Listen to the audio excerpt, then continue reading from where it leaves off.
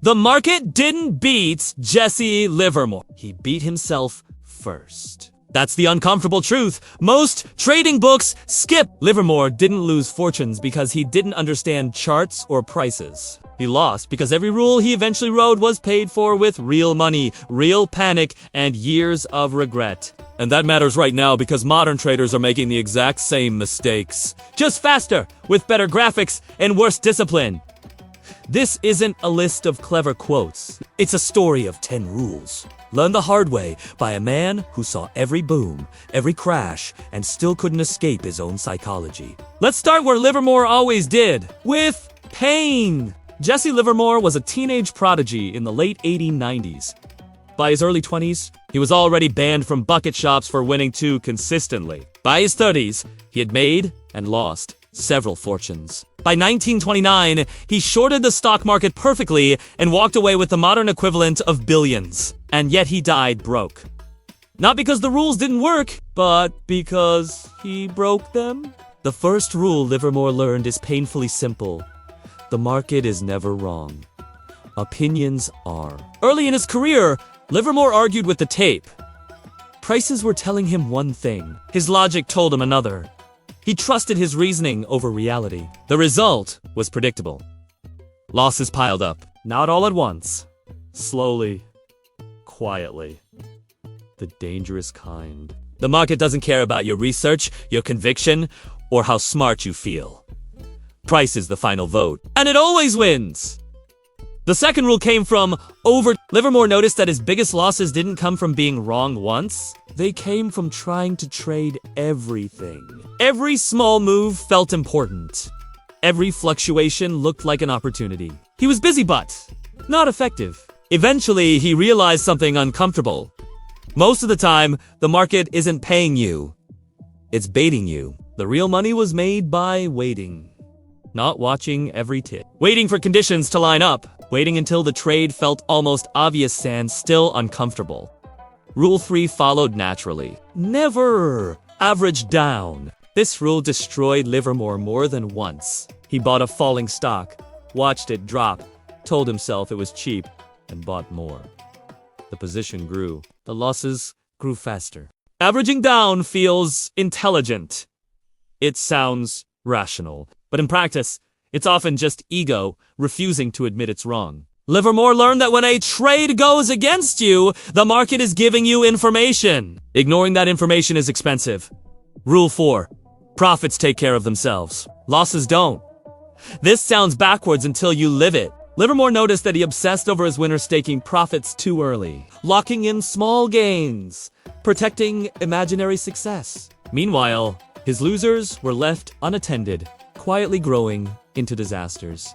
The math is brutal. A 50% loss needs a 100% gain just to break even. Losses compound faster than profits. And the market has no mercy for hope. So Livermore stopped worrying about making money. He worried about not losing it. Rule 5 came from arrogance. Never be fully invested. When Livermore felt confident, he went all in. When the market agreed, he felt invincible. When it didn't, there was no escape hatch. Being fully invested removes flexibility. It turns every fluctuation into a personal insult. It forces emotional decisions at the worst possible time. Livermore learned that capital is not just money. It's optionality.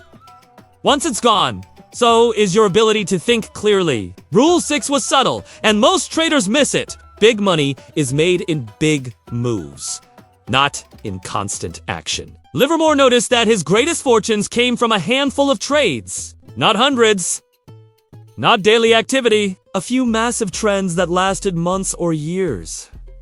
The irony is painful. Most traders search for excitement. Livermore learned to endure boredom. He sat through long periods of nothing, waiting for the market to reveal its direction. When it did, he stayed longer than felt comfortable. Which leads to Rule 7. Let winners run. This rule sounds obvious. It isn't. Holding a winner feels risky. You imagine giving back profits.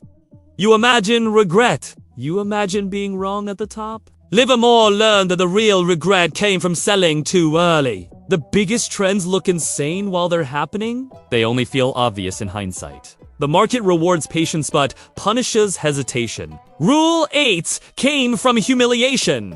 Don't trade on tips. Livermore lost money listening to bankers, insiders, friends, and strangers who knew something. Sometimes the tips were wrong. Sometimes they were right but late. Either way, the damage was the same. When the trade failed, he blamed the source. When it worked, he learned nothing.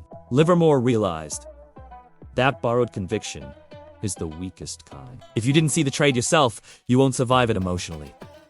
Rule 9 was learned through repetition. Markets change. Human behavior doesn't. Livermore traded through panics, bubbles, wars, and booms. The technology changed.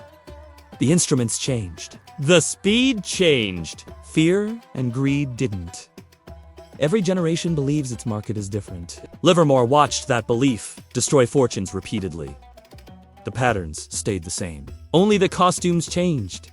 The final rule is the hardest. And the one Livermore broke most often. Know when not to trade.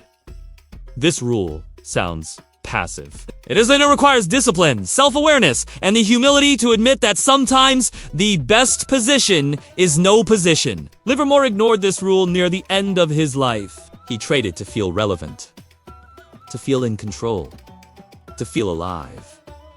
The market noticed. Here's the uncomfortable math behind all of this. Most traders don't fail because they don't know these rules. They fail because following them is psychologically unnatural. Waiting feels like missing out. Cutting losses feels like admitting failure.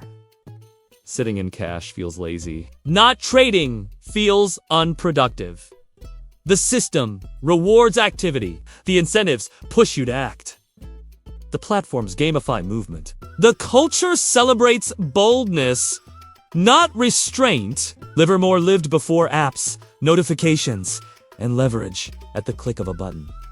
And still, he struggled. That's the contrast no one likes to talk about. The public myth is that Livermore cracked the code. The reality is that he understood the rules and still couldn't always follow them. Which raises an uncomfortable question. If one of the greatest traders in history couldn't consistently protect himself from his own instincts, what chance does the average trader really have? And more importantly, what rules are you quietly breaking right now without realizing the bill just hasn't arrived yet?